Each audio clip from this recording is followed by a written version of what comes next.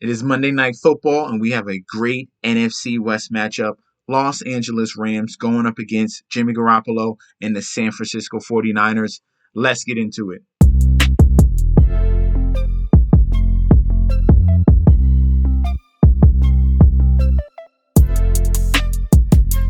Hey, yo! Welcome back to the channel. It's your boy Chef D, and I'm here to bring you the winning ingredients for your Monday Night Football Showdown slate on DraftKings between the Los Angeles Rams and the San Francisco 49ers. But before I deep dive into that, don't forget to like, comment, and subscribe to the channel. Make sure you follow me on Instagram and Twitter at MessageD. Don't forget about the TikTok at Chef_D91. And don't forget about the Patreon if you want more DFS, betting, and fantasy football advice. All those links will be provided down below. First thing we're going to do before we deep dive into the slate, we have to go over the injury report. It's very, very important. There's key injuries on both sides of the ball. Let's look at the Los Angeles Rams.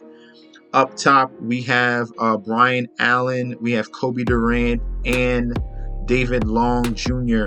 out. Okay, starting center, Brian Allen's going to be out. That's going to be a hit towards the Rams. Starting guard, David Edwards down here, he's going to be out with a concussion. And the secondary is going to be hurt with Kobe Durant and David Long Jr. Both of these cornerbacks here are going to be out. That's going to hurt the Los Angeles Rams, who are going to be down to a rookie cornerback and backup nickelback going up against the San Francisco 49ers. 49ers side of the ball, they're going to be out of Azeez Al-Shahir and the linebacker. He brings high energy. Eric Armstead is questionable. TDP is out. Ross Dwelly is questionable. Danny Gray, number 3 wide receiver, is doubtful. Javon Kinlaw, D tackle, is questionable. Both of these DNs, D tackle and DN, Eric Armstead and Kinlaw, are going to be questionable, but trending towards playing. Tyler Kroft is out. Trent Williams, tackle, that's going to be a big out for the 49ers. And that's pretty much it. So let's get over to where we're going to build these lineups. So the key injuries on the Los Angeles Rams sides are in the secondary, and that's why they've been giving up so many yards to opposing wide receivers. If we look at it right here, fantasy points allowed to wide receivers, and then we're going to flip that around. Yes, they have Jalen Ramsey, but look at it. Los Angeles Rams are worse than the Baltimore Ravens in fantasy points allowed to wide receivers, 32nd and 28th in the red zone rank. All right, so that's going to continue in this particular game because they are out 2 more cornerbacks. All right, so that's going to be a problem, and that's going to benefit Jimmy G. And Jimmy G already has a great record going up against these Rams. So if we look at Jimmy Garoppolo's record against the Los Angeles Rams, is going to be ridiculous, man. Jimmy G, Garoppolo, all-time record versus the Rams, including playoffs. You got to have all that in there, and then you get this crazy, insane record. He is 6-1 against this Rams team in his career. So already things are boding well for 49ers with all the secondary injuries on the Rams side, and you have a history of Jimmy G dominating this team. So that's going to be a big factor when we're doing lineup. So let's start with the captain position. Cooper Kupp is going to be a mainstay in our captain. He should be one of the guys you should focus on because he's going to get a high volume. He averaged over 25 fantasy points in both games last year going up against this 49ers team. This can be a bounce back performance for Cooper Kupp where he had 16 fantasy points. That is not the norm for Cooper Kupp. As you can see in the first 2 weeks, both well over 30 fantasy points in both of those contests against Buffalo and against poor defense in Atlanta. So love Cooper Kupp in this particular matchup. Matt Stafford might have some trouble. He is missing on his offensive line. He is going to be missing, as you can look right here. They're going to be without left guard David Edwards here in the red, and they're going to be without starting center Brian Allen. All right, that's going to be big factors in the passing game and in the rushing. So Matt Stafford's going to be bumped down to more of a flex play if I wanted to play him. Definitely have to watch out for that. Deebo Samuel is going to be someone we're going to look at because he's getting a ton of usage. He's getting receiving work, so we know the secondary problems for the Los Angeles Rams, and he's going to get rushing attempts. So we have 5 for 8 for 73. And then he chipped in with 6 rushing attempts. He's going to get some looks in the red zone as well. A lot of high value touches for Deebo Samuel. Jimmy Garoppolo can be a sneaky captain play for this particular matchup.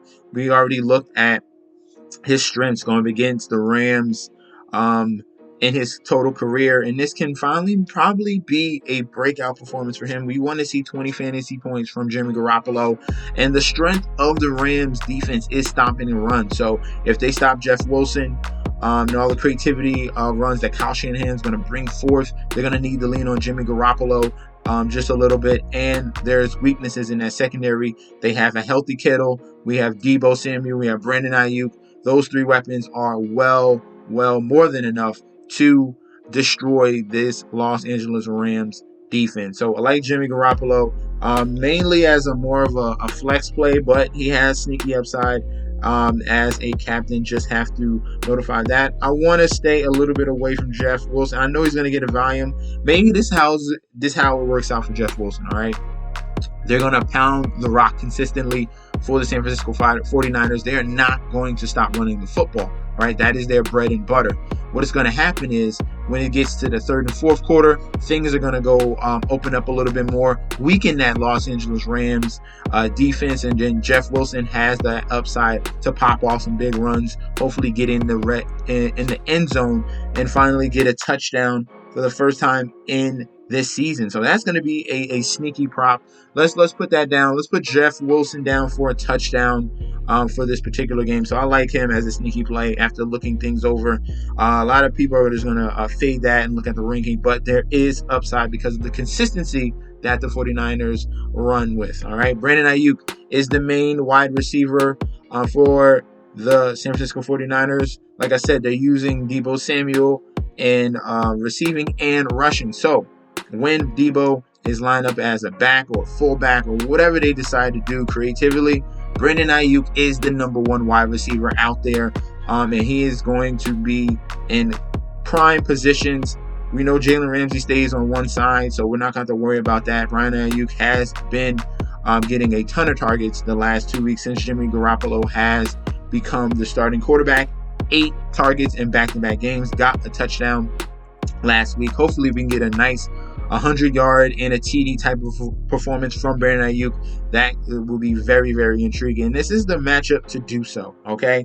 If we can continue with more captains, I can go down to Allen Robinson here because he's been getting a ton of red zone targets for this Los Angeles Rams team. He is tied with Cooper Kupp with 6 red zone targets. So when they get in that red zone area, big body wide receiver like Allen Robinson is going to create big mismatch. He can be very sneaky. He can finally, hopefully, break out from what he did in week 2. Poor performances in week 3 and week 1. So we want a better performance from Allen Robinson. This is the type of game environment in division matchup. We want to take advantage of any mismatch on the field. Allen Robinson can provide that, all right? So I do like him as another captain option. All right, so let's clear these guys out and let's focus in on the flex plays for this particular matchup here on Monday Night Football. Now, we have a conundrum here with Cam Akers and Darrell Henderson Jr. So they've been going pretty back and forth with splitting carries. Last week, we did think we saw an emergence of Cam Akers, but he finished that game with a fumble. So that's going to be putting him back in the doghouse. We probably see more Darrell Henderson at the beginning of this football game, and then we see how things go from there. You think they utilize him more in the receiving game, but they've been using Darrell Henderson just a tad bit more in these situations. They trust Darrell Henderson a little more in pass blocking situations, and that's going to be key here when we're looking at this offensive line. They're going to be without left guard and without a starting center. They need more protection for Matthew Stafford. And Darrell Henderson is going to be the guy that they trust more in passing situations, or he can chip in with blocks here and there. They trust him more in pass blocking. All right, so like Henderson over Cam Akers. I did not like the fact that Cam Akers got that fumble late in the game previous, okay? As we continue to go down, let's see if we can find some more gems down here. George Kittle has upside here. This is technically a bad matchup because of what the Rams do to opposing tight ends, but we know how good George Kittle is. This is a top 5 tight end in the league, and it doesn't matter who he's going up against. He has the upside to have a breakout game. He played well in his first game back against Denver, 4 receptions, 28 yards, only 6.8 fantasy points, but the double-digit performances are going to come. So George Kittle is going to be a solid flex play. If you want to get freaky, you can put George Kittle as a captain.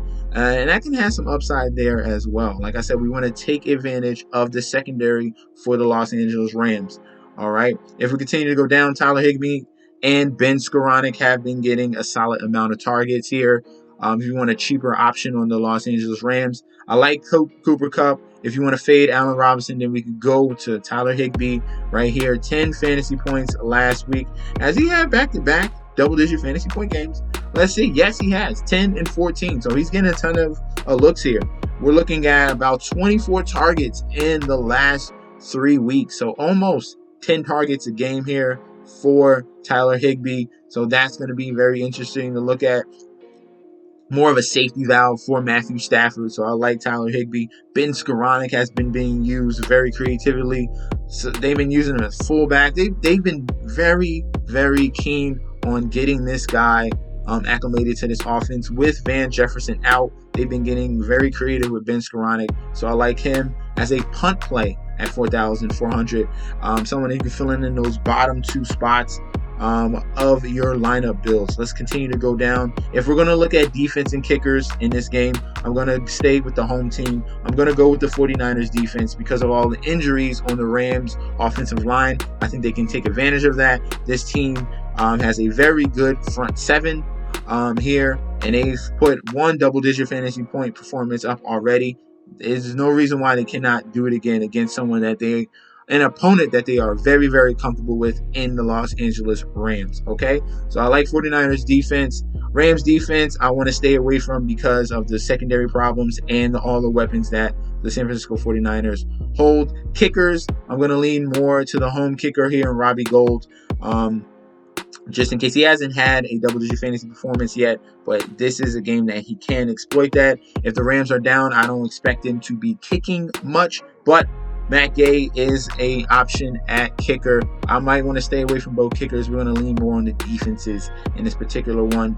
And if the Rams are down, I don't see them kicking field goals. I see them going forward and trying to keep up pace with the 49ers. If we're looking at other cheap options down low, real low punt plays here. Once we get down below defense and kickers, we're going to be looking at Jawan Jennings at 3,000. He's going to be wide receiver number 2/number 3 on this offense. He's been getting a decent amount of targets. We saw 6 targets in week 1, 3 in week 3, and 2 in week 2. So maybe in week 4 he gets 4, and hopefully he can get in the end zone.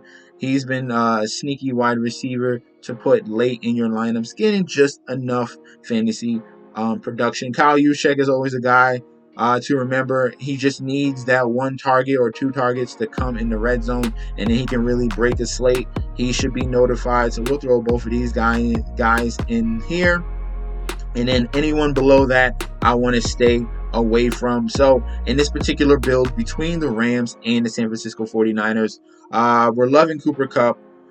We love Brandon Ayuk as the number 1 wide receiver on this team, and I love Deebo Samuel and his usage. So I want to try to build a lineup around these 3 guys and get really creative. We have 6,600 remaining salary around.